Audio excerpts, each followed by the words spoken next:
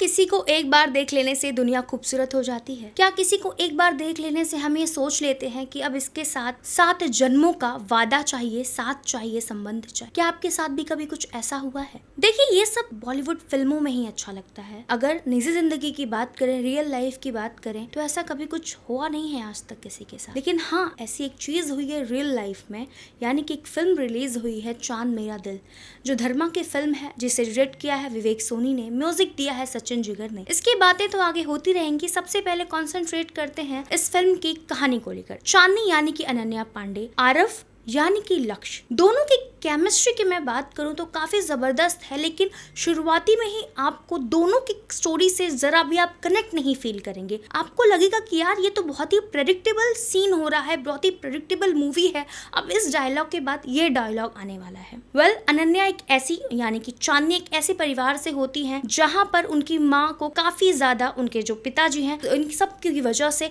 उनका बचपना बहुत ज्यादा डिप्रेशन में बीता हुआ रहता है। और जो लक्ष्य होते हैं यानी कि आरफ, वो एक ऐसे खानदान से होते हैं जहां उनको उनकी इज्जत ज्यादा प्यारी होती है। दोनों की ही फैमिलीज काफी अलग अलग विचारधाराओं की होती हैं, लेकिन कुछ ऐसा होता है, कॉलेज में पढ़ते पढ़ते एक दूसरे के साथ प्यार में बन जाते हैं और उन्हें लगता है कि ये पूरा जो दुनिया है वो डेलुलुलु है। उन्हें एक दूसरे से इतना प्यार हो जाता है और फिर कुछ उनकी लाइफ में ऐसा हो जाता है जिसकी वजह से दोनों शादी कर लेते हैं और ये बहुत बड़ी चीज उनकी लाइफ में होती है। और एक जो है होता है बोझ उनकी जिंदगी पर आ जाता है। दोनों की फैमिलीज अलग अलग होती हैं और इस रिश्ते की वजह से रिश्ते को नकार देती हैं, लेकिन जो अनन्या की माँ यानी कि चांदनी की माँ होती है वो कहीं ना कहीं एक्सेप्ट करती है इस रिश्ते को, लेकिन बहुत जब देर हो जाती है। वेल, कुछ ऐसा हो जाता है शादी के बाद जिसकी वजह से दोनों के रास्ते अलग हो जाते हैं और फिर ये तो आपको देखने के बाद पता चलेगा फिल्म में और आगे क्या क्या होता है। अगर मैं परफॉर्मेंस की बात करूं, लक्ष्य यानी कि आरफ, उन्होंने जबरदस्त किरदार निभाया है। जब जब वो चिल्लाते हैं, अपने इमोशंस को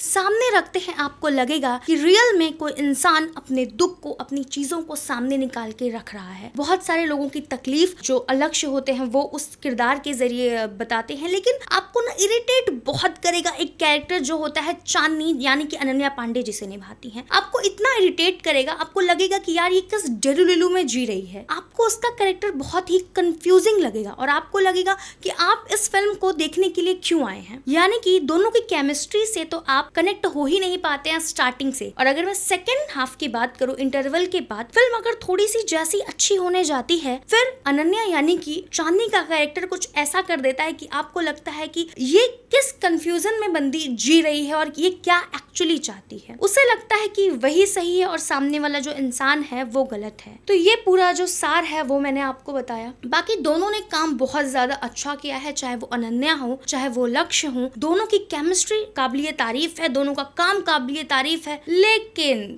फिर स्टोरी में ही ये जो फिल्म है चांद मेरा दिल मार खा जाता है। मुझे तो सबसे पहली बात ये समझ में नहीं आती कि भैया तुषार जी और विवेक सोनी जी, आप किस भूल भलैया जिंदगी में जी रहे थे जो आपने ये फिल्म बना। आखिर आपको क्या ऐसी जरूरत पड़ी थी ये फिल्म बनाने की। देखिए, कुछ चीजें हैं ना वो पन्नों में ज्यादा अच्छे लगते हैं, लेकिन अगर आप रियल लाइफ में अगर उसे एक कहानी बनाए, एक स्टोरी बनाए और जो सिनेमा घरों में प्रस्तुत करें तो वो क्रिंज लगने लगती है। दोनों जिस तरह से क्लास में बैठकर एक दूसरे से बात करते हैं कि I hugged you and she said कि आई हग्ड यू बैक, और ये सारी चीजें बहुत ही क्रिंज लगती हैं। और कुछ ऐसे सीन्स हैं जहां पर वो कहती हैं कि भाई तुम्हें ये मेरा झुमका कहाँ मिला, यानी चांदनी लक्ष्य से कहती है कि तुम्हें ये झुमका कहाँ मिला। उसने कहा उस दिन मैंने ये झुमका जो है वो ले लिया था, और वो सीन हमें कहीं दिखाया ही नहीं गया था। फिर एक सीन आता है जहां दोनों के बीच काफी कही सुनी हो रही थी, गर्माहट हो रही थी। वहां पर कहा जा रहा है, अनन्या ने कहती है कि तुम्हारी जो माँ ने मुझे तो ऐसा कहा था, जबकि ये सीन कभी दिखाया ही नहीं गया था कि उनकी माँ ने ये सब कब कहा। यानी कि कुछ सीन आपने ऐसे बनाए हैं जो हमें समझ में ही नहीं आए, कुछ सीन अपने मन से ही आपने डाल दिया, ऑडियंस उसे कनेक्ट ही नहीं कर पा रही है।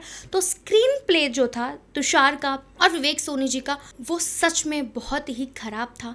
प्लीज ऐसी फिल्में कम बनाए, बल्कि बनाए ही ना, क्योंकि ऑडियंस को उनका पैसा बहुत प्यारा है। अगर आप 320 रुपए लेकर ये फिल्म देखने जा रहे हैं, अपनी अगर फैमिली के साथ जा रहे हैं, तो मैं आपको यही कहूंगी प्लीज प्लीज थम जाइए और इस फिल्म को देखने ना जाइए। अगर लोग कहते हैं कि वन टाइम वॉच है, तो मैं कहूँगी वन टाइम वॉच भी नहीं है, क्योंकि ये एक ऐसी फिल्म है जो डेलुलुलु पर जी रही है, डेलुलुलु पर बनाई गई है।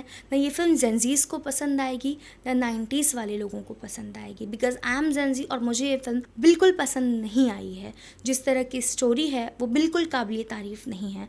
I really don't know Karan Johar इस फिल्म को लेकर क्या सोच रहे हैं, लेकिन हमें तो ये फिल्म बिल्कुल पसंद नहीं आई है। और लास्ट में यही कहूँगी कि अगर मैं चांद मेरा दिल की बात करूं, जो टाइटल ट्रैक है, और सचिन जिगर की म्यूजिक काफ़ी काबिल तारीफ है, लेकिन यार एक ही टाइटल ट्रैक मुझे पसंद आया, एक ही गाना चांद मेरा दिल पसंद आया। बहुत अच्छे तरीके से शॉट भी लिया गया है, जिस तरह का शॉट लिया गया है कि किस तरह से जब लक्ष्य आते हैं और कहते हैं चांदनी यानी कि अनन्या से, आरव कहता है कि मैं तुम्हारा साथ निभाऊंगा, और जिस तरह से वो दोनों लेट जाते हैं और तुरंत ट्रेन आ जाती है और एक दूसरे के ऊपर गिर जाते हैं, वो शॉट काफ़ी काबिल तारीफ़ है। सिनेमाटोग्राफी काफ़ी काबिल तारीफ़ है, बस चीज़ों को बहुत ज़्यादा जल्दी दिखा गया है। अगर ये फिल्म 2 घंटे 30 मिनट या 27 मिनट की न बनाकर अगर इस फिल्म को 40 मिनट की बनाते तो शायद बहुत अच्छा रिव्यू आता और लोगों को बहुत ज़्यादा पसंद आता। अगर ये फिल्म शायद यूट्यूब पर रिलीज़ हुई होती तो और अच्छा लगता। वेल, आपको ये फिल्म कैसी लगी हमें कमेंट कर ज़रूर बताइएगा। और अगर मैं मेरी तरफ से बात करूँ इस फिल्म को स्टार देने की, तो शायद 2.5 से ज़्यादा ये फिल्म डिज़र्व भी नहीं करती। और यही दरख्वास्त है कि आगे स्टोरी पर ज़्यादा ध्यान दीजिए।